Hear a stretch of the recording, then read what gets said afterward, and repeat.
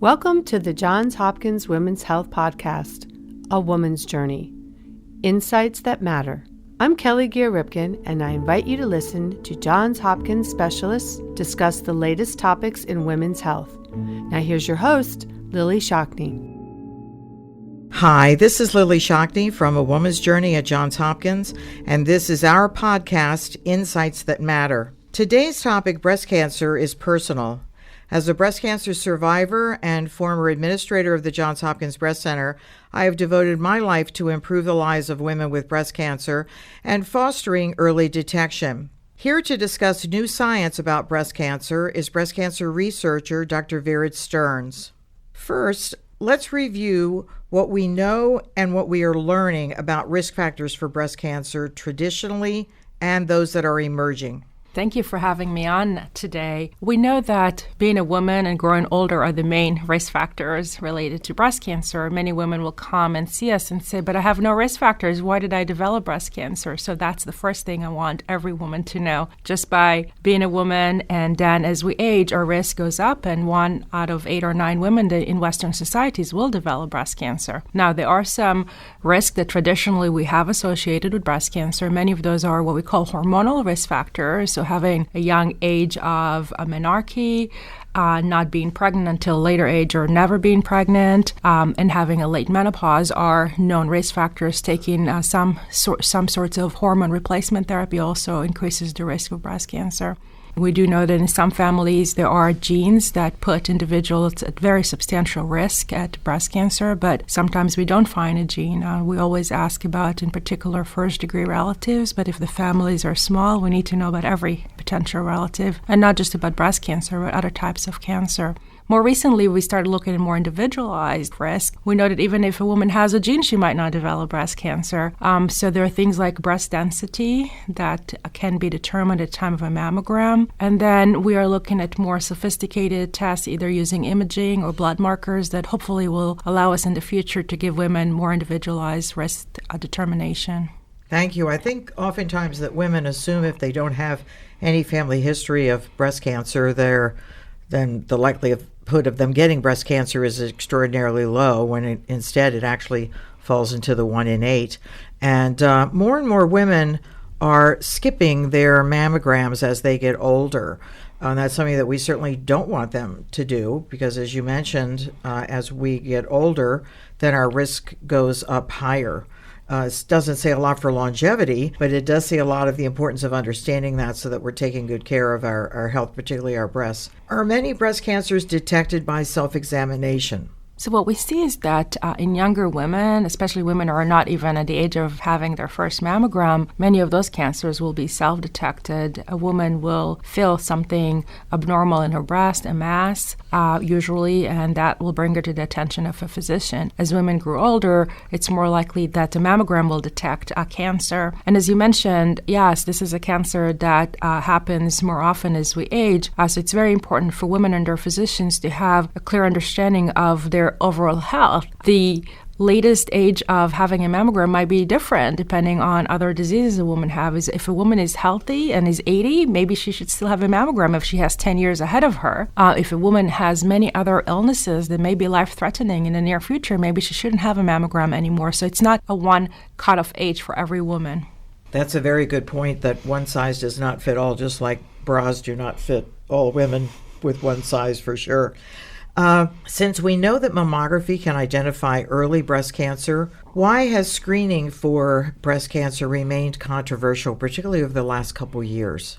So screening mammography has been controversial for a few reasons, and I think I'll just touch on a couple today. One is in very young women. One of the questions is in women younger than 40 or even 45, whether a mammogram saves lives. And the question is, how many mammograms do you have to perform to find one cancer. And we do know that in many women, especially when they're younger, still having their periods, the breasts are denser, it's more likely that we'll see something we're not sure what it is. We're going to put them through a biopsy. The anxiety is very high, as you can imagine, in those situations. So I don't know that we have a very good answer, but again, you have to do many, many tests to find one cancer. And the question is, if you find it a little bit earlier by doing a mammogram, are you really truly saving lives? And I don't know that I can answer that today. On the other hand, we talked a little bit about the elderly women. In some women, we might see an abnormality on the mammogram, we'll do a biopsy, we'll find cancer, but those cancer can be so slow growing that they may never have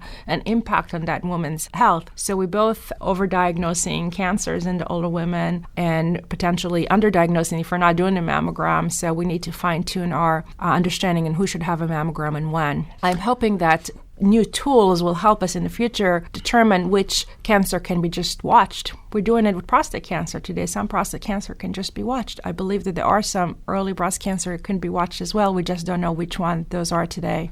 And what you're really describing is the Hippocratic Oath of do no harm, that because someone has cancer doesn't necessarily mean that we have to treat it aggressively. We actually could do more harm than good. As a result of the treatments and the side effects and some late effects of those, including, as you mentioned, prostate cancer. Has the new method of mammography, known as tomosynthesis or 3D, improved the rate of detection, particularly among women with dense breasts? So our thought today is that the 3D imaging does allow us to perhaps with the first image detect more cancers than the 2D images, and there's less callbacks either for abnormality that ends up not being cancer or an abnormality that ends up being cancer. So in general, the recall rate has been lower and the detection rate has been a little bit higher. There are ongoing studies that are directly comparing the 2D and the 3D mammograms, which give us much more information than the studies that have been reported and published to date. And when it comes to breast density, I know that some women, because they are young, will say, well, I know my breasts are dense. And we really need to make sure that it's a radiologist looking at a breast image to determine is it density or not. How firm a breast feel may not correlate with, in fact, density. So what should a woman do if a lump is detected in her breast? So if a woman feels a lump, then she should see her gynecologist or primary care physician for an exam. And in the majority of these cases, she will then have a mammogram or ultrasound. If she just had recently a mammogram, she'll probably have an ultrasound. If she's never had a mammogram, she'll have both. And then those images will help us determine whether this is likely to be a benign condition or whether this could be cancer. And if so, there'll usually be a biopsy, maybe some additional images. If a woman feels something but went to a physician and felt not satisfied with the answer, I would encourage her to see another physician. That's a very good point. Sometimes we do need to make sure that we're in hands of a specialist early on. So let's say that someone has now been diagnosed with breast cancer. What treatment options should a patient explore in looking at what factors may influence the choices, whether it be surgery and what kind of surgery, radiation therapy, chemotherapy, hormonal therapy, biologic targeted therapy? There's so many different types of treatments available today. And I think that women, they hear those words, you have breast cancer, and after that they just hear blah, blah, blah, blah, blah. And they're so scared they may go through the treatment decision-making process kind of blindly. And we really do want them to engage and participate in this decision-making about what's going to lie ahead. So can you speak to how to figure out what those treatments should be? What will be best for her? I agree with you completely. When a woman hears you have breast cancer, the anxiety is very high, and most women want to have something done as soon as possible. And I would urge women to pause, take a little time to understand exactly what their breast cancer looks like and what the best treatment is. And it might take a week or two, but that's okay.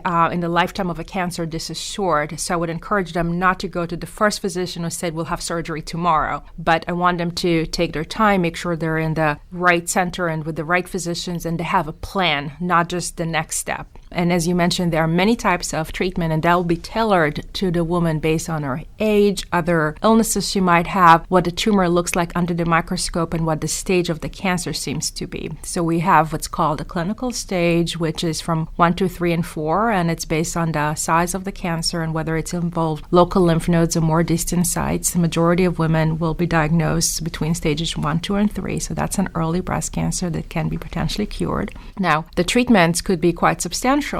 In some women with stages 2 or 3, they may need both surgery, radiation, chemotherapy, and sometimes hormonal therapy and targeted therapies. In women with stage 1 breast cancer, they may be able to have just surgery or surgery and radiation and maybe hormonal therapies if the cancer cells have the hormone receptors on the cells. And in some elderly women, they can have a lumpectomy alone and can be watched. So each story is different, each cancer is different. It's very important for a woman to know what the individualized plan should look for her. I know from a surgery perspective, there are still women alive today who had the old Halsted radical mastectomy created here by Dr. William Halsted more than a century ago. And though it certainly did save many women's lives, it was a very debilitating procedure of removing the breast, all of the skin of the breast, both chest muscles, pec major and pec minor, all of the lymph nodes under her arm, and then taking skin from her back or buttocks to put on her chest as a graft in order to close her chest wound. And thankfully, we've steered way far away from that being the standard of care today. I haven't seen one of those procedures done for several decades, thank heavens. But it is good to know that women oftentimes are candidates for lumpectomy, that we don't have to remove the entire breast, and that those that want or do need to have mastectomy usually can have skin-sparing mastectomy, so we can hollow the breast out. I told a woman in October, I said, it's like taking a pumpkin and making a jack-o'-lantern, but we're going to fill it with healthy candy.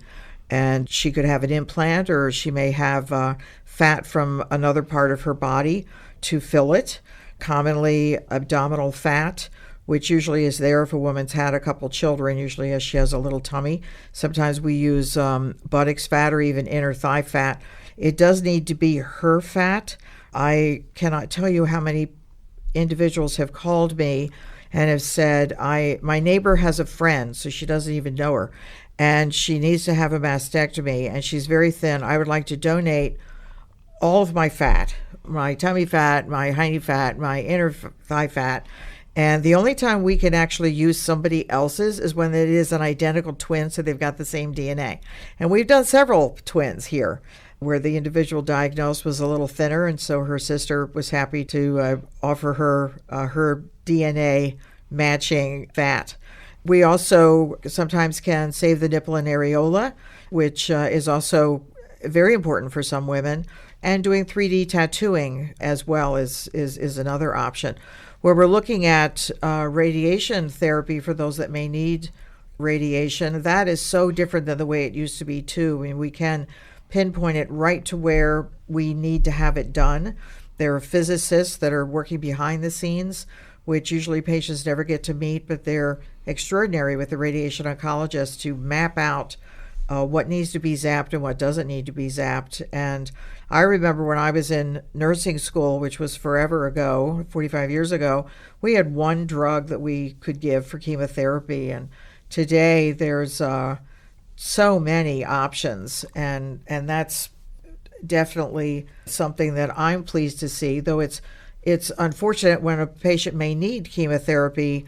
Now that we've got so many different options, that makes me far happier. And as you mentioned, hormonal therapy, which for our audience listening is not hormone replacement therapy. Think of it as anti-estrogen therapy instead. If the cancer is stimulated to grow by estrogen, then we don't want to give you more estrogen. We want to have that tumor, the little receptors on those cancer cells, not be fed by estrogen. So hormonal therapy manages to do that. And we also have biologic targeted therapies for HER2-positive patients, and entering the world of immunotherapy, so we can have our body do more of its own work on our behalf by using our immune system to get rid of these cancer cells and prevent others from growing. Survival rates have improved dramatically, and so many of us are concerned about living well as a survivor. Can you talk a little bit about that?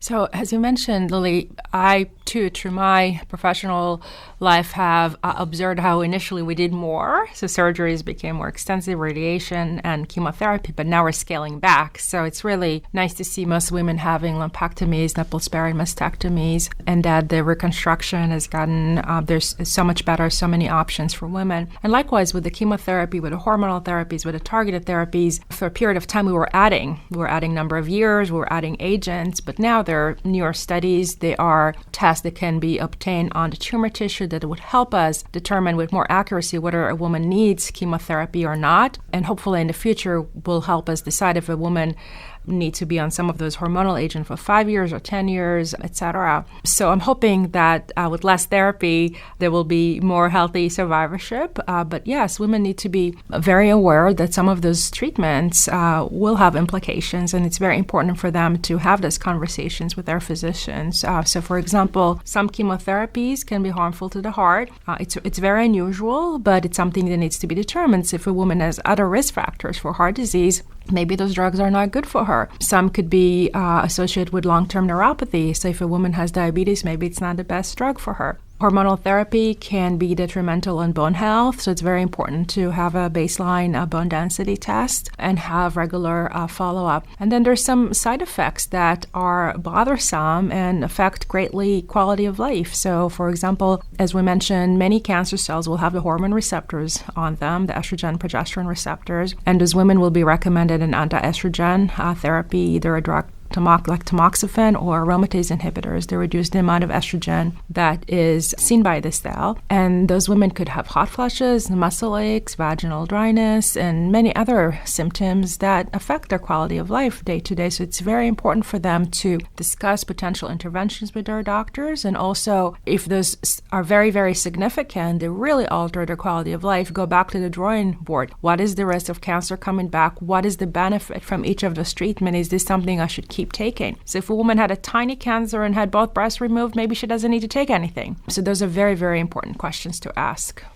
And so truly looking at the risks and benefits and the patient's quality of life, that's a area of focus that I oftentimes do talk to patients about. I want to know also, what is her relationship with her breasts? Does she consider this her best feature? This might be her erotic zone. Does she remember the day that she got her first bra? Was that a happy day? If her bra and panties match today when she is switching over and putting on a hospital gown, that speaks volumes to me about how much she enjoys shopping for bras. And we may have to work really hard to do a lumpectomy, perhaps doing chemotherapy first to shrink a tumor to be smaller. I did have a gal that did say to me when I asked her, tell me your relationship with your breasts, she said, oh, honey, I needed them to catch a man and feed my babies, and I am done with both. I thought, okay, we don't have to work quite as hard in order to enable her to save her breasts, have them look as natural as possible. When we look at quality of life is so personal. What we think is important may not be what the patient thinks is important. And we also want to know what milestones are coming up in her life over the next, say, 9 to 12 months while she's getting active treatment, because we don't want her to sacrifice those milestones. If her daughter's getting married in a month, we don't want to schedule her for mastectomy surgery in 3 weeks, because she'll be walking down the aisle in her mother the bride gown with Jackson Pratt drains underneath of it and feeling very tired and not enjoying this extraordinary and special day for her daughter and also for herself. And we also want to know, what are the long-term life goals that someone has? I had a young patient. She had a BRCA1 mutation. She was in her late 20s, who was diagnosed with breast cancer. And in asking her about her life goals, I knew that she worked as a bank teller. I knew that she was newly engaged. So we talked about fertility preservation happening before chemotherapy. And I said, where do you see yourself in a year, 5 years, 10 years? Do you think you'll be the president of the bank? And she said, I'm only working at the bank to pay my bills. She said, I can't say I enjoy being a bank teller. She said, I'm always passing the money in the wrong direction. But she said, I'm studying to be a concert pianist. And the only people that know that are my parents, who I still live with, my best friend and my fiance. And I knew we were planning to give her chemotherapy first. And I knew that one of the drugs we were going to be giving her would very likely give her peripheral neuropathy, so numbness, tingling, and pain in her fingers. And the possibility of her becoming the concert pianist that she wanted to be may be thrown out the window. So we did an intervention, and the medical oncologist here taking care of her switched her over to a different regimen in respecting her life goal, because that's where her quality of life definitely was and still is, and she's now a concert pianist. We also realized, too, and I'm 27 years out from my first diagnoses, that there may be some late effects of treatment that we don't even know what they are yet. That means that we need to do more research in the survivorship space so that we can follow patients long-term, as in long-term meaning perhaps several decades, at least 1 decade, to evaluate and determine are some of the illnesses or disorders that she is now developing in some way connected to the treatment that she did have long ago. And as you mentioned, heart issues is something that we pay a lot of attention to, and we definitely don't want to do more harm than good. So there's a balance that's required to figure out what's going to be the right treatment for this individual, so she just doesn't survive, but she also survives with good quality of life. Are survivors at greater risk for other diseases and conditions as a result of having been diagnosed with breast cancer, as well as a result of having treatments for breast cancer? So you touch on so many important points. And again, when we provide treatment recommendations for a woman, we really need to weigh in her own personal perspective and also her goals. So it is very important for us to know the woman, her wishes, her profession, her long-term goal before we decide what the best recommendation is for her. And there are potentially long-term effects. It's easy for us to say most side effects come and go. You're going to lose your hair. It's going to grow back if you're going to get most chemotherapies. But the truth is that there are the 1 in 1,000 or more that whose hair might not grow, or the very rare leukemia that's secondary to chemotherapy or heart condition. Tamoxifen is a very common drug we use. We've used it for more than 3 decades. It's one of the best drugs we have. It has a small risk of inducing cancer of the uterus. Now, it's pretty unusual, especially in young women. It goes up with age, and it's fairly uncommon. And then if we do find it, it's very easily treatable. But people need to be aware because it is scary. And it took us a long time to find out that this was a true association. And part of it is because a lot of the studies that do lead to a recognition that a new treatment is working and becomes a standard do not have the long-term follow-up. And after we start using a drug or a combination of agent for many years, decades, we start finding the occasional case reports, as we call them, and then they start adding up, and then you'll start doing retrospective studies or combining past studies and following the women and finding those associations. So I agree with you completely. We need to watch some of these women for decades to truly be able to tell them what their risks are. And personally, I do also hope that there will be more factors that are individualized for that woman that would help us determine whether she is at risk for some of the specific side effects. Both you and I have been busy with the rest of our oncology team to educate primary care physicians and internists about caring for patients who have overcome breast cancer. But what should the patient be aware of?